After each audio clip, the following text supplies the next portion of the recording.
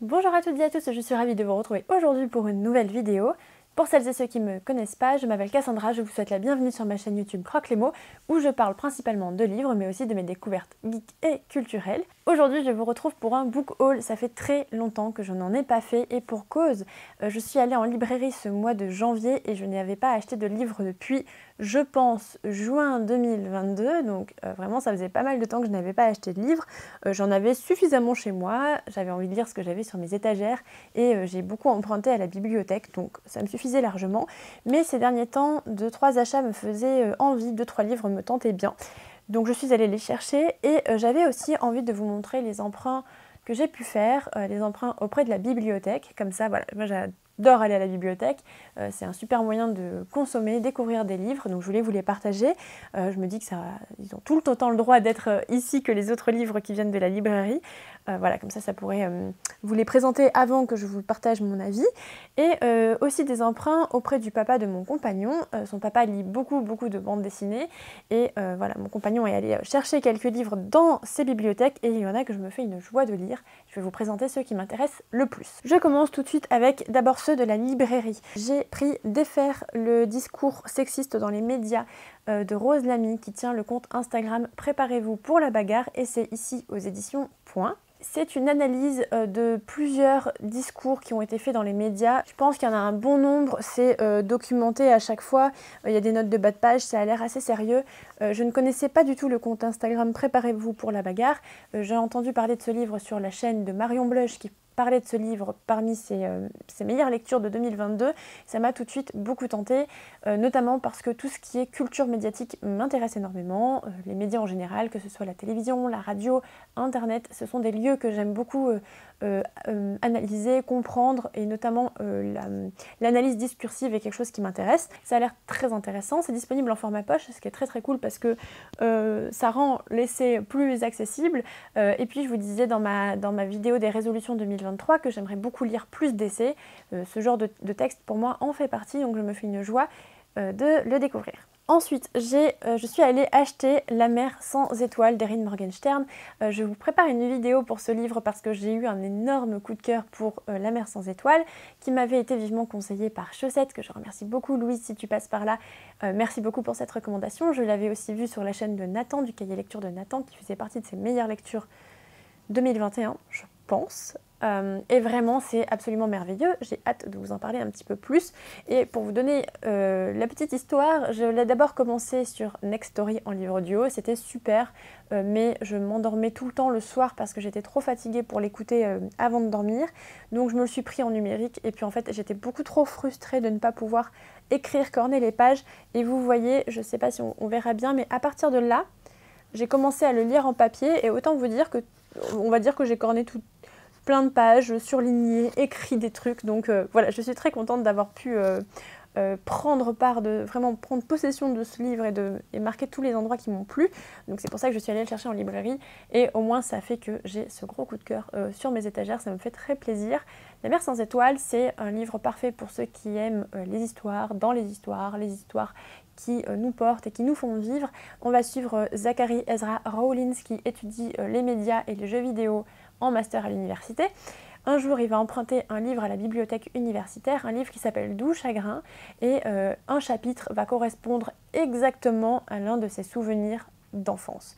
C'est vraiment lui dans le livre quand il était enfant, et à partir de là, toute une toile va se tisser autour de ce livre et du mystère qui l'entoure. Je ne veux pas trop vous en dire, moi je me suis lancée sans rien savoir de l'histoire, et c'était merveilleux, je vous conseille ça à fond. Ensuite, je vous présente deux albums jeunesse, donc toujours pris à la librairie.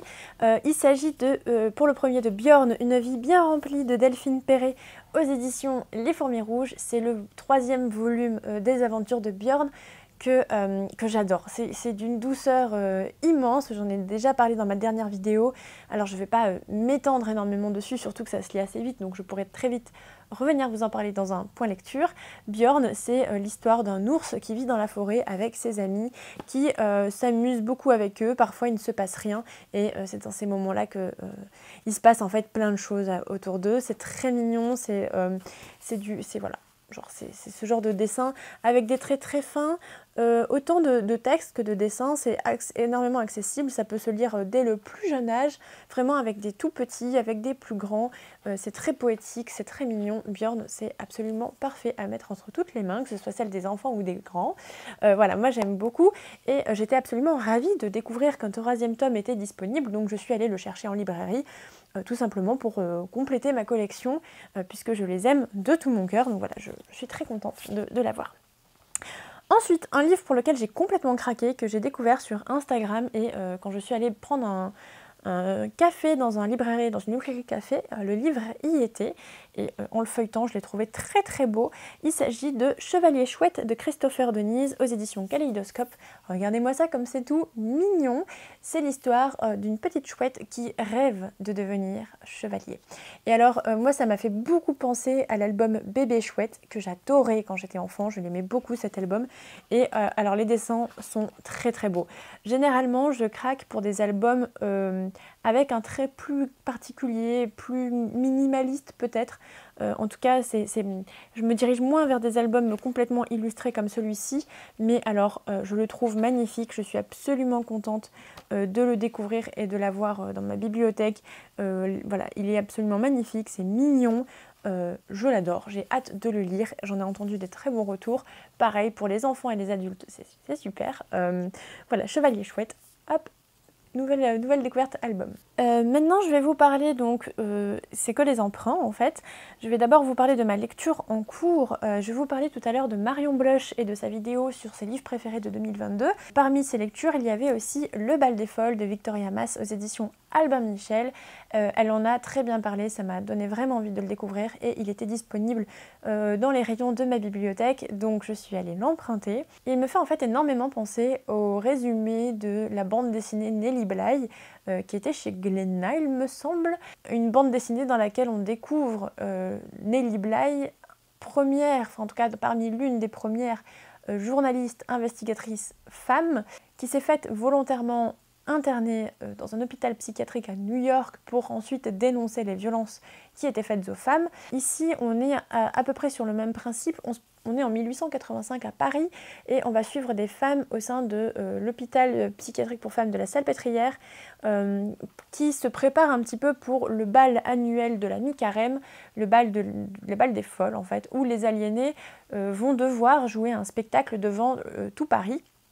Voilà, qui viennent d'une espèce de voyeurisme assez malsain comme ça, des Parisiens, des bourgeois, de toute la société, la haute société parisienne qui vient voir ce spectacle. Et c'est assez glaçant, j'en suis quasiment à la fin, j'ai lu on va dire 2/3.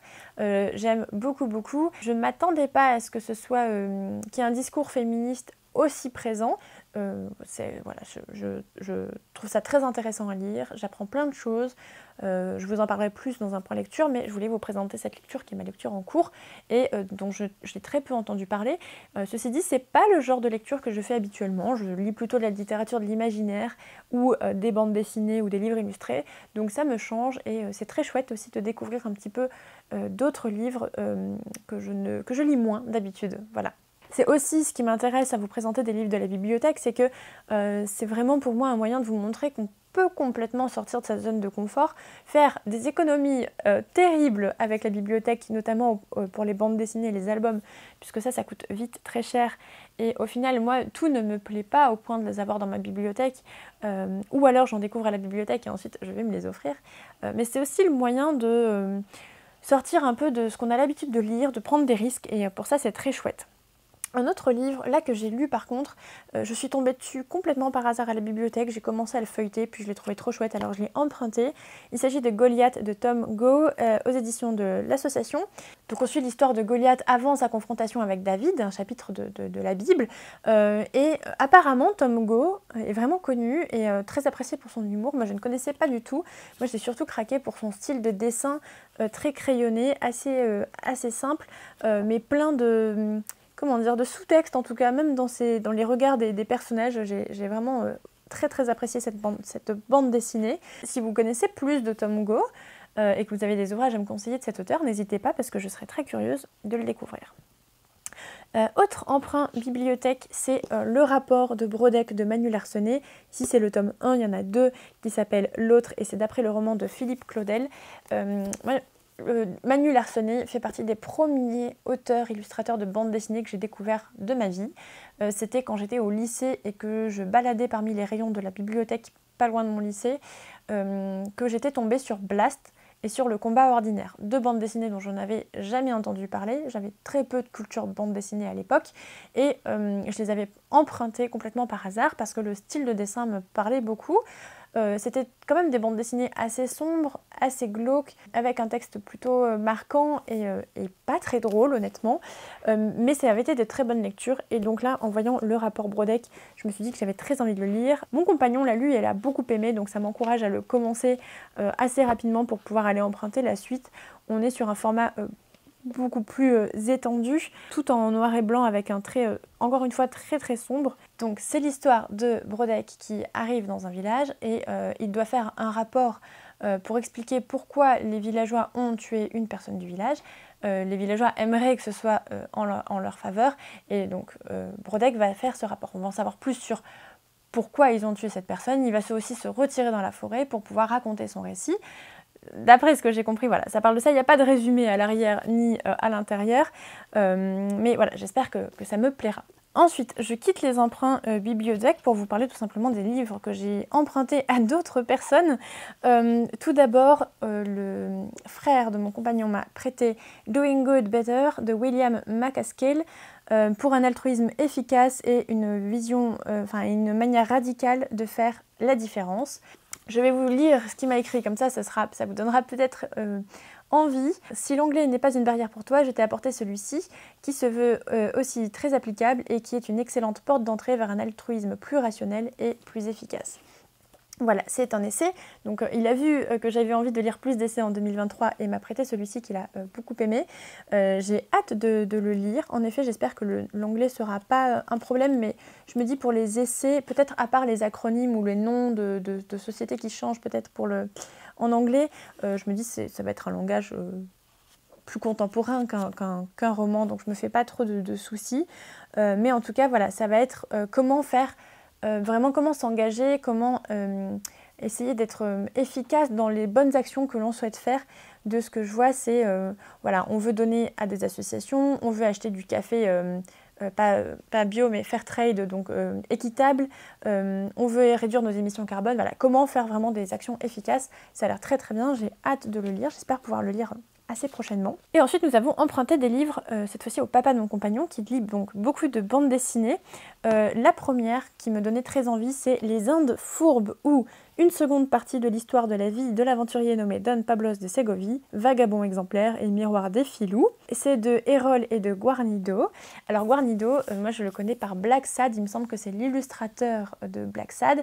J'en ai entendu beaucoup de bien. Quelques personnes parmi vous m'ont dit que c'était vraiment très très bien Guarnido, donc j'ai très envie de découvrir ce livre. Et alors tout à l'heure, je lis le début de la 4e de couverture et je me dis c'est fou, ça me fait penser à Eldorado, le dessin animé. Et je vais vous lire toute la 4e de couverture et quand je suis arrivée à la fin, je me suis dit mais c'est parfait, c'est exactement le livre pour Eldorado. Fripouille peu recommandable mais hautement sympathique, Don Pablos de Ségovie nous livre le récit de ses aventures picaresques dans l'Espagne du siècle d'or et dans cette Amérique qu'on appelait encore les Indes. Tour à tour misérable et richissime, adoré et conspué, ces tribulations le mèneront des bas-fonds au palais, des pics de la cordillère aux méandres de l'Amazone, jusqu'à ce lieu mythique où se cristallisent tous les rêves du Nouveau Monde, l'Eldorado. Donc voilà, je me suis dit que ce serait parfait, en parfaite adéquation avec ce à quoi je m'attendais. J'ai très très hâte de le lire, j'aime beaucoup les dessins et je pense que l'histoire pourrait me plaire. Voilà, j'ai hâte de me lancer dans cette lecture. Et j'ai pas précisé, c'est aux éditions Delcourt. Ensuite, un livre. Alors attention, j'ai travaillé ma prononciation tout à l'heure, je suis pas sûre, on va faire un essai. Les Cités Obscures, le livre 1 de Benoît Peters et de François Schreuten. C'est un échec. De Benoît Peters et de François Schreuten. C'est bien? Plus le S au début. Schreuten. Schreuten. Voilà, Les Cités Obscures, donc ça c'est aux éditions Casterman et c'est un livre surtout qui a l'air tourné autour de l'architecture et ça a l'air vraiment bien. Il y a plusieurs récits à l'intérieur, il y a des styles graphiques complètement différents à l'intérieur. Vous voyez, on est passé du noir et blanc à la couleur. Je vous lis la 4e de couverture. Les Cités Obscures sont l'œuvre culte de François Schreuten. Et Benoît Peters nourrit de références à notre monde, notamment sur le plan architectural. Les villes qu'il met en scène s'inscrivent dans un univers parallèle. Le premier cycle de cette intégrale, enrichi d'extraits du Guide des cités et de nombreux inédits, permet de revisiter Xythos, Samaris, Phari, Urbicande et Calvanie, et de mesurer mieux encore la puissance et la cohérence du monde obscur. Voilà, c'est typiquement le genre d'ovni littéraire que moi j'ai envie de découvrir. Ça me tente vraiment bien, je ne connais pas les auteurs ni ce texte, donc si vous en avez entendu parler, n'hésitez pas à me le dire.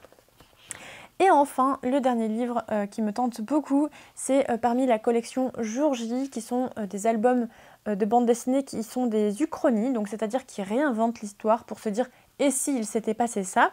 Et donc là, on a les Russes sur la Lune, 19 septembre 1969, l'URSS gagne la course engagée depuis 10 ans avec les États-Unis, donc là on est vraiment et si c'était les Russes qui avaient mis les pieds sur la Lune et pas les Américains. Ces deux, alors attendez, que je me trompe pas au niveau de qui sont les auteurs, qui sont les illustrateurs. Alors au scénario, on a Fred Duval et Jean-Pierre Pécaud, et au dessin, on a Philippe Bûcher et Walter à la couleur. Voilà, ça a l'air très intéressant. Graphiquement, honnêtement, c'est moins mon style de dessin, mais mon chéri m'a pas mal parlé de cette série de bande dessinée que lui, il aime bien. Je voulais tester, voilà, c'est le premier tome, c'est le premier volume. Je me dis pourquoi pas. J'aime beaucoup par contre la maquette de la couverture, je trouve ça très très chouette. Et il y a plein de propositions différentes, de propositions d'uchronies différentes, même parfois loin dans le passé, donc ça a l'air très très chouette. Si vous aimez les uchronies et voilà, ce genre de récits, ben, peut-être que ça pourrait vous plaire. Voilà, je crois que c'en est tout pour ce book haul, mais c'est déjà pas mal. J'ai été ravie de vous filmer cette vidéo, c'est pas très souvent que je fais des book hauls, mais j'avais très envie de vous montrer pourquoi moi ça m'intéresse d'aller à la bibliothèque, notamment pour tous les ouvrages variés que l'on peut y trouver, que ce soit en bande dessinée, en roman ou en jeunesse. On avait calculé avec mon compagnon pour l'année dernière, on a économisé quelque chose comme plus de 1000 € à 10 € l'abonnement par an, et avec 7 BD empruntés à peu près toutes les 3 semaines, on fait vraiment des économies monumentales. Donc vraiment, si vous avez une bibliothèque près de chez vous, n'hésitez pas. Je sais que souvent on aime posséder les livres, mais parfois ça peut être chouette aussi pour aller vers des livres que l'on n'aurait pas l'habitude de lire. Voilà, donc je voulais vous partager ça, je voulais vous partager mes quelques achats en librairie, ça m'a fait très plaisir. J'ai déjà une petite idée des prochains achats que je ferai en librairie, j'ai hâte de vous les partager. On se retrouve très très vite pour un point lecture, parce que j'ai pas mal lu depuis la fin de l'année 2022, et je vais essayer de vous faire une vidéo beaucoup plus détaillée sur La Mer sans étoiles, qui est vraiment un livre absolument merveilleux. Voilà, j'espère que cette vidéo vous aura plu. Nous, en attendant la prochaine, on peut se retrouver sur les réseaux sociaux, Twitter ou Instagram ou encore Twitch, où je fais des lives 2 à 3 fois par semaine, principalement des jeux vidéo, mais je parle aussi de lecture là-bas. Et puis, d'ici la prochaine vidéo, je vous souhaite de très belles lectures, prenez soin de vous et à bientôt. Bye!